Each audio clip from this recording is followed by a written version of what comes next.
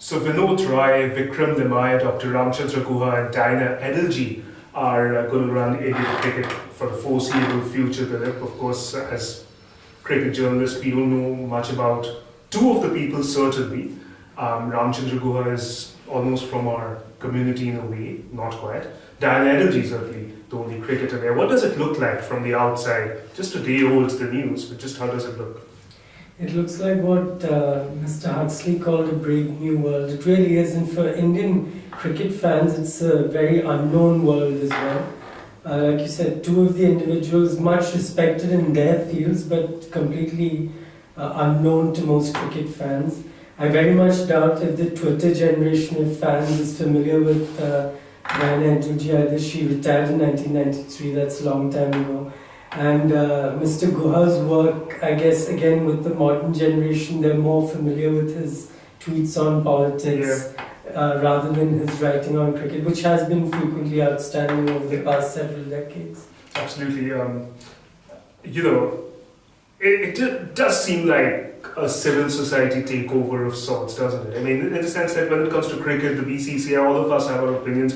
Every single fan has an opinion, and it's almost like we think of politicians, of course, lots of politicians in the BCCI as well, and you just blanketly sort of think they're all corrupt and they're not doing anything for the game. That's quite true, is it? I mean, there were good things done in the BCCI. No, of course, and I think Diana Edelji in an interview to Wisden India today has mentioned that there's been a lot of great work done, especially in terms of pensions for former players, organising the kind of domestic season that India has, which is massive. I think it's 900 games in a season that they organize. So all of that goes on, and there are very many hardworking people behind the scenes who do that. But unfortunately, all of that has been kind of sidelined because of, you'd have to say, the arrogance of some of those who have been in power. At the end of it, the way things have turned out, you have to blame the BCCI officials for it. Yes, the ironic thing for me is that the court has now appointed, apart from Mr. Edelji, who had an outstanding career as a women's international, 3 cricket enthusiasts to oversee this transition period. And it was the term cricket enthusiast that started the downfall of the BCCI.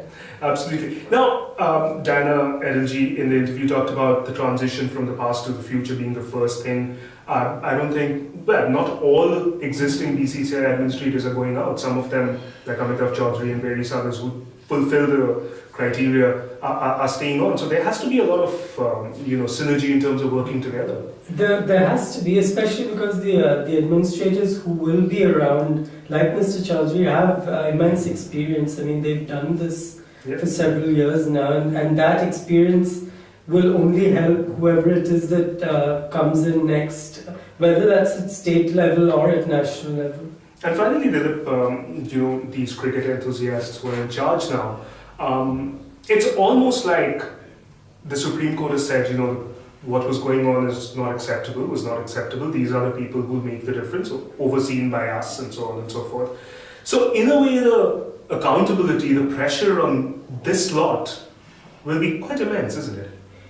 They can't probably go wrong. But I don't think they have very much power either. It's more an overseeing body to transition from the mess that we have currently to a new structure. Obviously, the old structure is not sustainable given the recommendations of the BCCI. There are all sorts of things like 1 vote per state and a limit on the number of selectors. All these things, all these structures that we've taken for granted for so long are going to come tumbling down. So I think the main remit for them is to identify individuals who will help them create a new structure and then put the right people in those positions.